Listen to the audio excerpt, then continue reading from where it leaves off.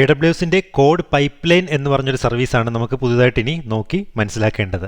അപ്പോൾ നമ്മൾ നോക്കിക്കൊണ്ടിരുന്നത് AWS എന്നൊരു ക്ലൗഡ് പ്ലാറ്റ്ഫോമിൽ നമുക്കൊരു CI/CD കോൺസെപ്റ്റ്, അതായത് continuous integration, continuous delivery concept നമുക്കൊന്ന് ആ ഒരു പ്രോസസ് ഫ്ലോ നമുക്ക് സെറ്റപ്പ് ചെയ്തെടുക്കുന്നതിന് വേണ്ടിയിട്ട് എന്തൊക്കെ സർവീസസ് ആണ് AWS പ്രൊവൈഡ് ചെയ്തിട്ടുള്ളതെന്നും ആ ഓരോ സർവീസസിനെ കുറിച്ചുമാണ് നമ്മൾ ഈ ഒരു സെഷൻ്റെ ഈ ഒരു സീരീസിൻ്റെ സ്റ്റാർട്ടിങ് മുതൽ നമ്മൾ പഠിച്ചു വന്നത് ഇവിടം വരെ.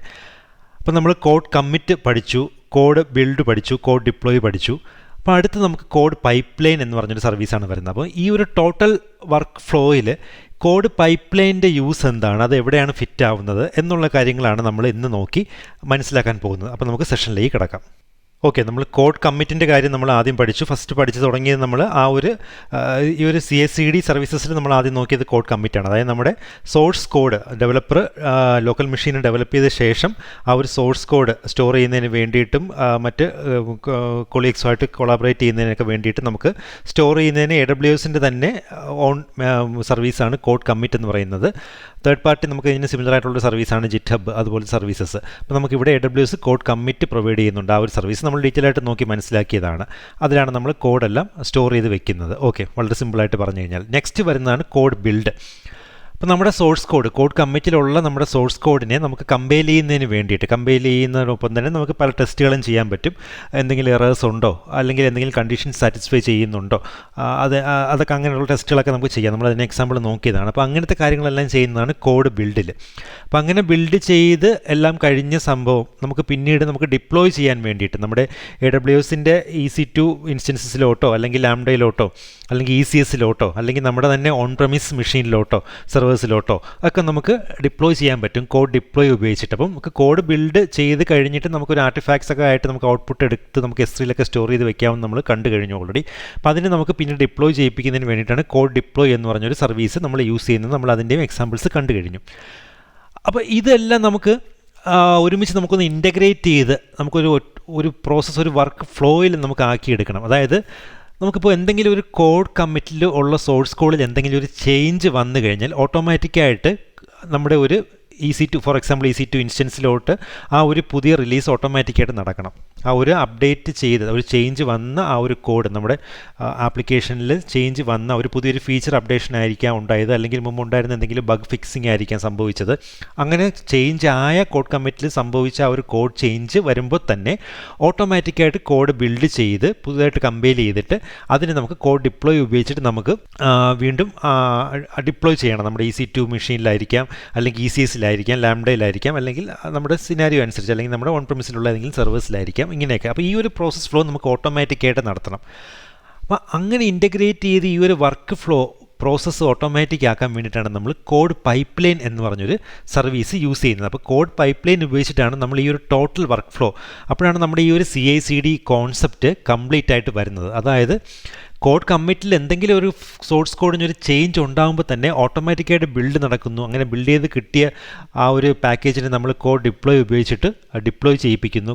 അതിപ്പോൾ ഇതെല്ലാം നമ്മൾ ഇൻ്റഗ്രേറ്റ് ചെയ്യുന്നത് ഒരു പ്രോസസ് ഫ്ലോ ആക്കി എടുക്കാൻ നമ്മൾ കോഡ് പൈപ്പ്ലൈൻ ഉപയോഗിച്ചിട്ടാണ്. അപ്പോൾ നമുക്ക് കോഡ് പൈപ്പ്ലൈൻ്റെ അത്യാവശ്യമുള്ള ഫീച്ചേഴ്സ് എന്തൊക്കെയാണ് നമുക്ക് ജസ്റ്റ് ഒന്ന് നോക്കാം.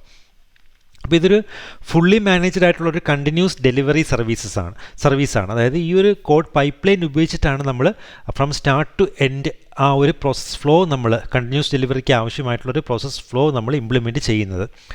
അപ്പോൾ ഇത് ഉപയോഗിച്ചിട്ട് നമുക്ക് അതുകൊണ്ട് തന്നെ റിലീസ് പൈപ്പ്ലൈൻസ് നമുക്ക് ടോട്ടലി ഓട്ടോമേറ്റ് ചെയ്യാൻ പറ്റും ഫ്രം സ്റ്റാർട്ട് ടു എൻഡ്.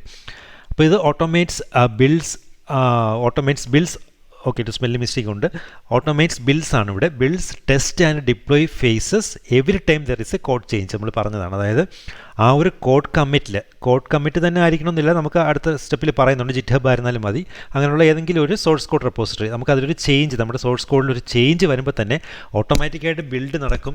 അതുപോലെ നമ്മൾ ഒരു ടെസ്റ്റിംഗ് നടത്തണമെങ്കിൽ നമുക്ക് നടത്താൻ പറ്റും. അത് കഴിഞ്ഞിട്ട് ഡിപ്ലോയും ചെയ്യും. അപ്പോൾ ഇതെല്ലാം ഓട്ടോമാറ്റിക്കായിട്ട് നമുക്ക് ഫുൾ ആ ഒരു ഫ്ലോ കംപ്ലീറ്റ് ആയിട്ട് നമുക്ക് ഓട്ടോമേറ്റ് ചെയ്യിക്കാൻ പറ്റും ഈ ഒരു കോഡ് പൈപ്പ്ലൈൻ ഉപയോഗിച്ചിട്ട്. അപ്പോൾ ഇതാണ് അതിൻ്റെ ഏറ്റവും സിമ്പിളായിട്ടുള്ള ഒരു എക്സ്പ്ലനേഷൻ. കോഡ് പൈപ്പ്ലൈൻ എന്തിനാണ് യൂസ് ചെയ്യുന്നതെന്ന് ചോദിച്ചു കഴിഞ്ഞാൽ, അപ്പോൾ ഇത് നമുക്ക് മറ്റ് തേർഡ് പാർട്ടി സർവീസസ് ആയിട്ടുള്ള, അതായത് കോഡ് കമ്മിറ്റുമായിട്ട് തന്നെ ഉപയോഗിക്കണമെന്നില്ല. നമുക്ക് മറ്റ് third party source code repository ആയിട്ടുള്ള, നമുക്ക് ഫോർ എക്സാമ്പിൾ ഇപ്പോൾ ജിറ്റ് ആയിട്ടൊക്കെ നമുക്ക് ഇൻറ്റഗ്രേറ്റ് ചെയ്ത് ഉപയോഗിക്കാൻ പറ്റും. അപ്പോൾ ജിറ്റ് ഹബിലുള്ള നമ്മുടെ സോഴ്സ് കോഡിന് എന്തെങ്കിലും ഒരു ചേഞ്ച് വന്നു കഴിഞ്ഞാലും നമുക്ക് കോഡ് പൈപ്പ് ലൈൻ ഉപയോഗിച്ചിട്ട് ബാക്കി ടോട്ടൽ വർക്ക് ഫ്ലോ നമുക്ക് ഇംപ്ലിമെൻറ്റ് ചെയ്യാൻ പറ്റും.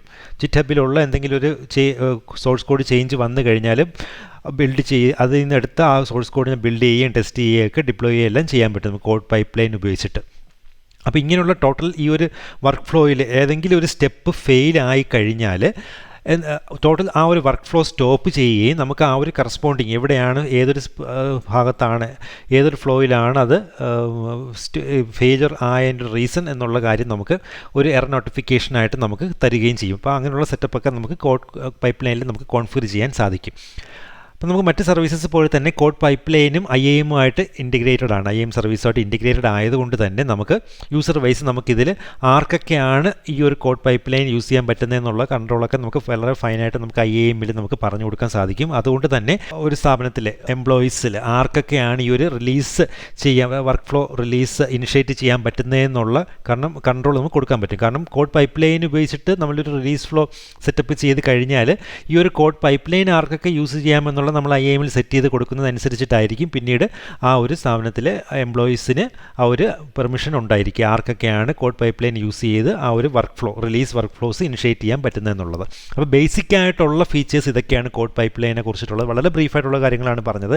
കാരണം നമുക്ക് തിയറി കൂടുതൽ പറയുന്നതിനെക്കാട്ടിൽ കൂടുതൽ നമുക്ക് ഇത് ഉപയോഗിച്ചിട്ട് എങ്ങനെ നമുക്ക് ആ ഒരു ടോട്ടൽ CI/CD വർക്ക് ഫ്ലോ നമുക്കിനി കംപ്ലീറ്റ് ചെയ്യാം എന്നുള്ളത് നോക്കി എക്സാമ്പിൾസ് നോക്കി നമുക്ക് മനസ്സിലാക്കാം. ഇതിൻ്റെ പല എക്സാമ്പിൾസ് നമുക്കിനി സെഷനിലേക്ക് കിടക്കാം, നെക്സ്റ്റ് സെഷൻ മുതൽ.